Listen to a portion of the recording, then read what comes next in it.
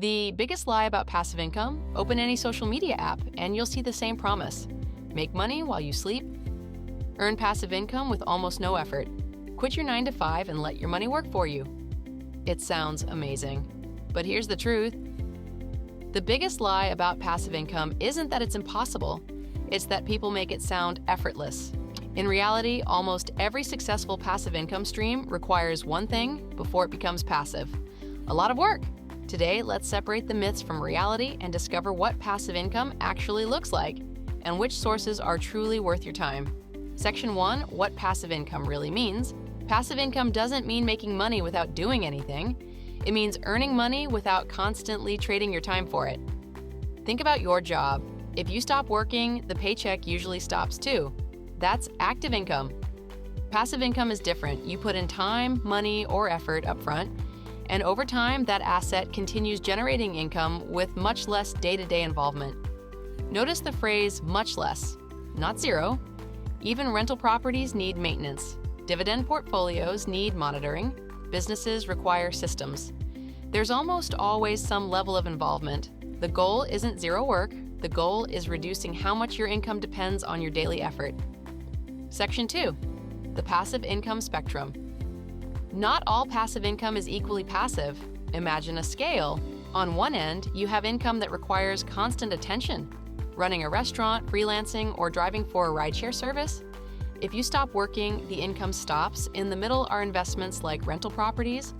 Once everything is set up and managed well, they can generate recurring income, but you'll still deal with maintenance, vacancies, or tenant turnover. Closer to the passive end are investments like diversified index funds or dividend-paying stocks. You invest your money, and over time, your portfolio can grow with relatively little ongoing effort. The key takeaway? The more passive an investment becomes, the more money, patience, or preparation it usually requires upfront. There's rarely a shortcut. Section 3. Why real estate gets called. Passive real estate is one of the most misunderstood examples of passive income. People imagine buying a rental property and collecting rent every month without lifting a finger. The reality is different.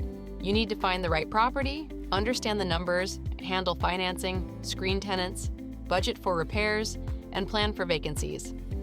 Once those systems are in place, and especially if you hire a property manager, the investment can become significantly more hands-off.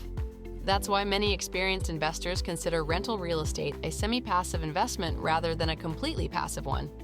You're building a system that generates income, not eliminating responsibility altogether. Section 4, the biggest mistake people make. The biggest mistake isn't choosing the wrong passive income stream, it's chasing passive income before building financial stability. Many people borrow heavily to buy investments they can't comfortably afford. Others spend thousands on online courses promising effortless income without understanding the risks.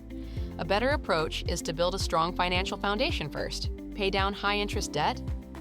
Create an emergency fund, invest consistently. Then, as your savings and knowledge grow, begin adding assets that can generate income over time. Passive income works best when it's built patiently, not rushed. Here's the biggest lesson. Passive income isn't about avoiding work. It's about doing the work once to build assets that continue creating value long after the initial effort. Whether that's investing in real estate, building a stock portfolio, or creating another income-producing asset, the principle is the same. Build first, benefit later. That's how real wealth is created.